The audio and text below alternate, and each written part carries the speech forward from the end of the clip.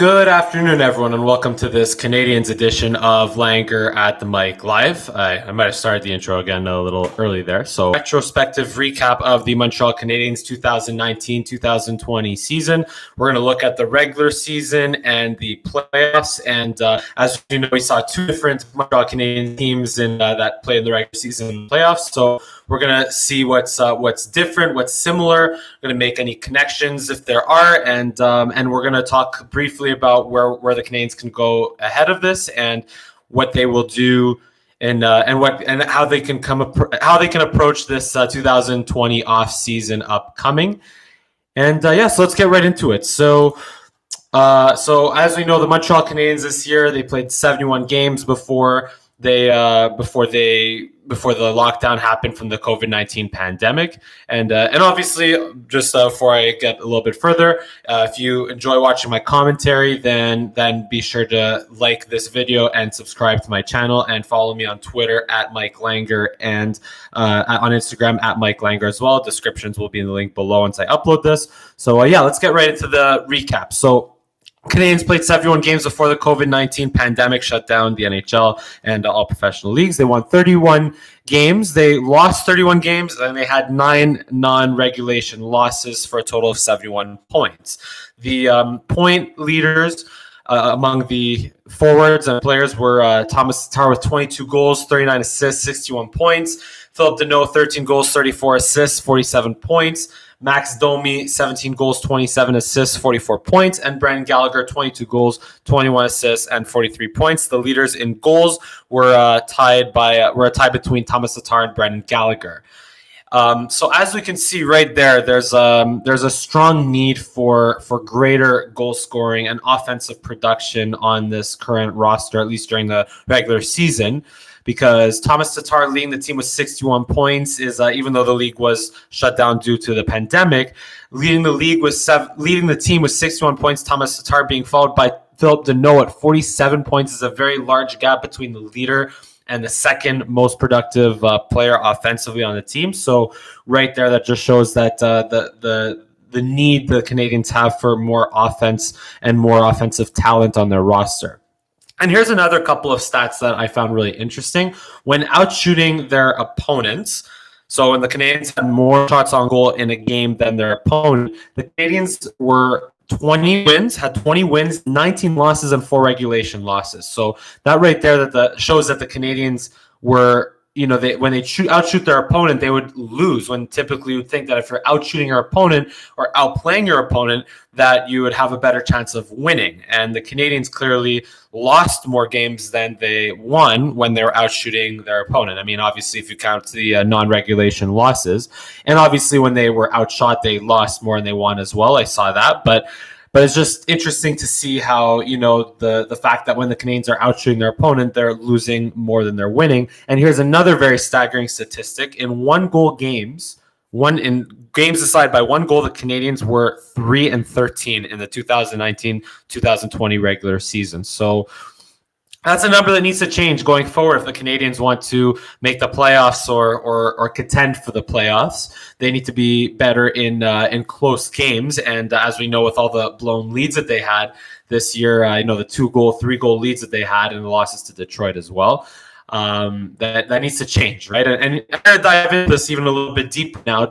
We're going to look at plus minuses of the forwards and the defensemen. Now, I know plus minus isn't the greatest statistic, but I did see an interesting trend here because there's also a very large gap between the best plus minus forwards and defensemen on the team and the worst plus minus forwards and defensemen on the team.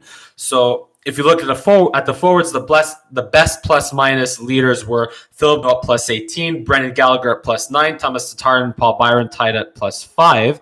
And the worst plus minus forwards on the team were Nick Suzuki at minus 15, Jesperi Kotkaniemi at minus 11, Charles Hudon at minus 9, Jordan Wheel minus 8, and Jonathan Drouin at minus 6, even though he didn't play a full season. So, and similar kind of story for the defensemen. It's not as staggered.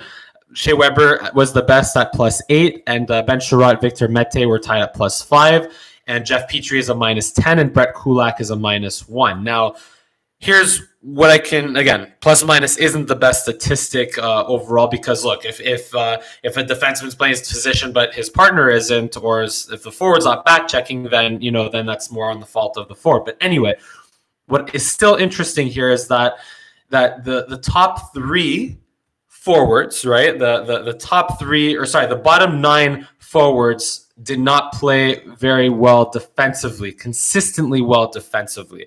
Now, this is largely due to the fact that Kotkaniemi struggled a lot in his second year for his -11 rating, and Nick Suzuki, this was his rookie season at -15. So a lot of, he was adjusting to playing in the NHL and all that, right? So again, it's still interesting to see the large disparity between Philip Deneau at +18 and Nick Suzuki at -15. It's kind of the same thing for the defenseman at Shea Weber at +18 or +8, and Jeff Petrie at -10. So so we can still infer from that there was very inconsistent defensive play from the bottom 9 forwards.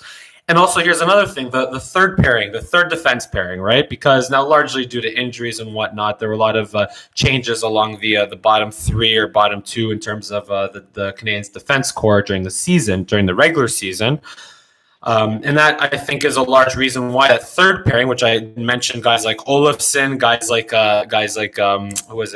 Cale Fleury, I saw were also in the -7s, -6s, even though they didn't play a lot of games. I think Xavier Ouellet was in the -6s also as well, something like that. So all this to say is that the Canadiens were, in terms of their defensive play, struggled because their bottom 9 forwards were really inconsistent defensively, and so was their third pairing. Weber, Sherratt, Petrie, although Petrie was -10 because I think he was being rotated along with guys like Mete, guys like Kulak, guys like Sherratt. Like, he had a whole host of partners, right, throughout the season. But I'll also say, again, just the third pairing and the bottom 9 forwards needed to play more consistently defensively in the regular season. Now, goaltending-wise, Carey Price was put a 909 save percentage and a 2.79 goals against average in the regular season, 58 games played in the regular season. So that right there shows that even Carey Price was average, not great, not terrible, but statistically average in the regular season, which is low for Carey Price's standards, right? Which is, look, again, given how he played in the playoffs, I'm not too worried about that. But what is obviously concerning is the backup play, because behind Carey Price, you have Charlie Lindgren at 2 and 4. Well, let's start actually first with Keith Kincaid, who was supposed to be that reliable backup goalie who was brought in 2019. He was 1 win, 1 loss, 3 non-regulation losses with a 4.24 goals against average and 875 save percentage. Keith Kincaid, and that ship sailed in terms of him being the backup goalie, right? So then Caden Primo came in. He had a 1-1 record, only played I think 2 or 3 games, but had a 931 save percentage and a 252 goals against average in the regular season, which begs the question to me in terms of going forward: can Caden Primo be that backup goaltender to play 30 games for you, or do you look in free agency? I'll answer that in my next video, where I talk a little bit more about the offseason ahead of the Montreal Canadiens. And then lastly, I have Charlie Lindgren at 2 and 4, 888 save percentage, 3.33 goals against average in the regular season. Still pretty mediocre. So Canadiens need a lot of help at backup goaltender. So overall, during the regular season, it was a very mediocre regular season, as we know. It was, the Canadiens were 24th in the NHL, I'm pretty sure, in terms of points. So, that needed to be, that was large. That was very mediocre, right? The defensive play was very inconsistent, like I mentioned, from the bottom 9 forwards, especially the young kids, as Nick Suzuki just started playing, as his rookie season, and Jesperi Kotkaniemi in his second year was still struggling, right, during the regular season. And then also the poor play, or the inconsistent play of the third pairing, was a large detriment to the Canadiens. And then the forward talent was not enough. There wasn't enough scoring overall from the forwards to offset that inconsistent negative defensive play. And Carey Price's goaltending was average statistically, and the backup play was brutal. So that obviously played a large factor. And then don't even get me started on the power play. The power play was terrible during the regular season, of course, as well. And also injuries were a factor because the Canadiens were 11-5-3 after winning that game against Washington on that Friday night in November. I remember it specifically. The Canadiens won like 4-1 in Washington, but Jonathan Drouin got hurt in that game. Paul Byron got hurt in that game, and also and then that largely affected their seasons, right? And also guys like Sherrod and I think Mete and Armia all missed significant games significant amounts of games. So the Canadiens were 20 wins, 26 losses, and 6 non-regulation losses after that win in Washington, after being 11-5-3 to start the season. So now, all that being said, here we are now in March, right? League shuts down because of the COVID-19 pandemic, right? And but then they talk about the idea to implement a 2014 playoff bubble, and the Canadiens make the 2014 playoff bubble. So now all of a sudden, the Canadiens have a chance to play in the playoffs, right? And we saw an entirely different team in the playoffs, right? We saw the Canadiens, surprise everyone, like Habs fans, like percentage, right? And overall, we saw in the playoffs a complete inverse of the regular or almost a complete inverse of the regular season, because we saw an elite team defensive play in the playoffs, obviously largely thanks to Carey Price's goaltending. But at 1.90 goals against per game, the Canadiens played elite team defense. And yet, like I said, thanks largely to Carey Price, but also thanks a lot to Phillip Danault, playing as one of the best defensive centers in the game and is excellent on faceoffs. I really think Phillip Danault is basically Patrice Bergeron without the offense. Maybe a poor man's Patrice Bergeron, if you want to say that, which is still pretty darn good, given that Patrice Bergeron is as good as he is. And so Phillip Danault is just, I think, one of the most underrated players in the league. And you could also point to the growth, of course, of Kotkaniemi and Suzuki, right? Both in terms of their production and two-way play. However, they did still struggle in the face-off circle, which is forgivable because, they're again, 20 years old, I believe, 19, 20 years old, respectively. And the fact that they're going up against some solid bottom six role players. We already knew that Byron and Lehkonen are really, they're good two-way forwards, good solid two-way forwards that can be used in almost all situations, even though they're not really good offensively, particularly Lehkonen with having tripped over the blue line in game one on that 2-0 chance, but or game two, whatever it was. But yeah, like they're solid. They're solid bottom six role players that can skate, that can be tough to play against, that could give good shifts, and including Jake Evans. Also, it was nice to see him emerge as into a role as well. I think Jake Evans, who I think already was about 51% on his faceoffs in this series, right? If Jake Evans can be just a little bit better on faceoffs, right, and keep playing the way he's playing, I think Jake Evans will be the perfect fourth line center for this team. I really do. So that's everything that was great in the playoffs, right? The meh in the playoffs, meh meaning average, at times really good, at times not amazing, but overall could maybe be consistently better. I say meh was Yoel Armia, Jonathan Drouin, and the third pairing. Why? Because Yoel Armia and Jonathan Drouin, even though they're really productive, they, like I said, they were number 1 and number 3 respectively in points. So they produced, but my problem is if they weren't productive, particularly Jonathan Drouin, if Jonathan Drouin wasn't productive, putting up assists and that one goal in the Pittsburgh game, he was absolutely useless. He was turning the puck over, taking bad penalties, right? So just that's something where Claude Julien, again, God bless Claude Julien, and I hope he's having a healthy and safe a healthy recovery and a speedy recovery at that. And obviously, if he can't coach the Canadiens in the future, that's not what's important. What's important is that Claude Julien is healthy and happy, right? So whether it's Claude Julien or Kirk Muller in the future, I would say it's really on them to figure out what type of Jonathan Drouin they're getting on a game-to-game, shift-to-shift basis, right? And to play him accordingly, because if Jonathan Drouin is feeling it, he's playing with a swag and a confidence and generating scoring chances and producing points and whatever, goals, assists, whatever, right? Then play him in a top 6 role. But if he is not interested, if he's turning the puck over, taking bad penalties, you gotta nail his butt to the bench or put him in the press box, because that's basically what Jonathan Drouin has been, right? And that's what he still is. And if he's going to be on this team going forward, then whichever front office coaching staff will have to keep dealing with Jonathan Drouin that way. So that's why I said, again, good at times, sometimes even great, but overall want a little bit more substance out of it. And so same thing with Armia, sort of, but Armia, for him, it was more the fact that when he got delegated to the fourth line, in game 2, that really woke him up a little bit, and and especially when Brent Gallagher went down, you saw Armia really play he was really a force on at forward. He wasn't, again, he did score his goals, he did produce, right?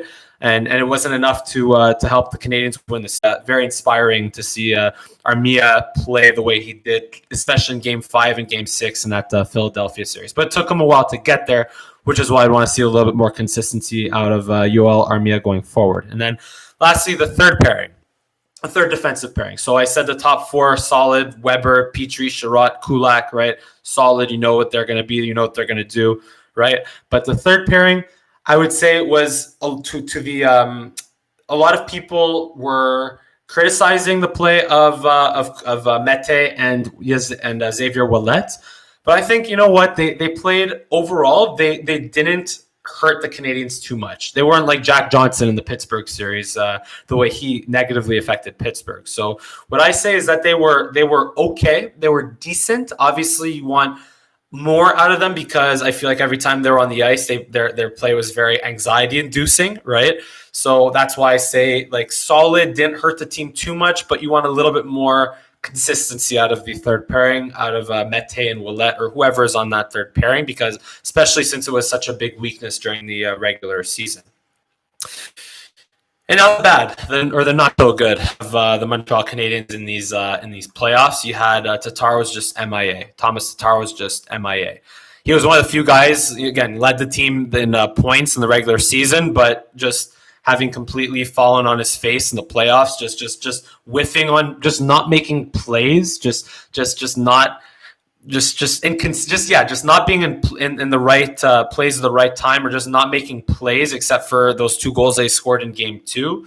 You want to see more out of Thomas Tatar overall. You want to see more, and I just hope that he can translate. Look, if the Canadiens make the playoffs next year, and if Tatar is on the team, I hope that he can, translate his play from the regular season better to the playoffs. And then Max Domi. Max Domi was, and that's whose T-shirt I'm wearing also, by the way. Max Domi was okay at times. He started on the fourth line, sure, so he was limited at first, and then he got brought up as Kirk Muller decided that maybe playing Dale Weiss in the lineup, or playing a wheel and whatever is not a good idea, and maybe you should put Domi in a top 9 role is a better idea.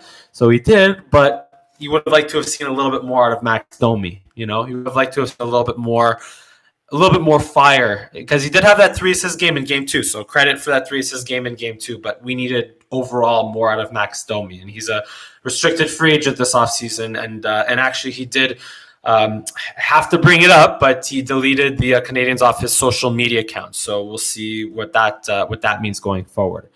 And then obviously the struggles offensively on the power play still continued. The offense was good for 2.3 goals, 4 per game in 10 games. So it's a small sample size, and yes, playoffs are tighter played games than regular season, but the Canadiens just didn't score enough goals to beat the Philadelphia Flyers. So you obviously need to see more offense out of this team if they're to make the playoffs and go far in the playoffs. And like I said, the power play, they did score twice in Game 2, once in Game 1. I think they got 1 or 2 more throughout the rest of the series, but overall, we do need to see the power play be more of a consistent threat and be at least, I would say, average or above average, and not abysmal like it was in the regular season. So yeah, that's pretty much it, recapping the regular season, the playoffs. And I'm going to end the video with 2 questions for Marc Bergevin and the front office and the coaching staff and the team, right, going forward. So will the play of this core being Jesperi Kotkaniemi, Nick Suzuki, Brendan Gallagher, Shea Weber, Sherratt, Kulak, Petrie, Price, etc., right? Will the play of this core that we just saw in these playoffs against Pittsburgh Penguins and Philadelphia Flyers, will it translate to consistency in an 82-game regular season and playoffs? So will we see this same defensively strong, opportunistic, hardworking Montreal Canadiens team over the course of an 82-game season, regular season and playoffs on a non-pandemic season, right? And my second question is, will the Canadiens be able to generate sufficient offense to become a contender in the East and to go far in the playoffs? So will the Canadiens, whether it's by with the current core or adding to it, right? Will the Canadiens be able to generate sufficient offense to solidify a playoff spot and to consistently or to become a contender in the Atlantic Division and the Eastern Conference? So so this has been a Langer at the Mic live Canadiens edition, Canadiens postseason, post 2019-2020 season edition. If you like my commentary, then be sure to like this video and subscribe to my channel. And stay tuned for my next upcoming video. I'm going to talk a little bit more in detail about the Canadiens offseason ahead of them. And this has been a Langer at the Mic live. Thank you for watching. Look forward to seeing you next time.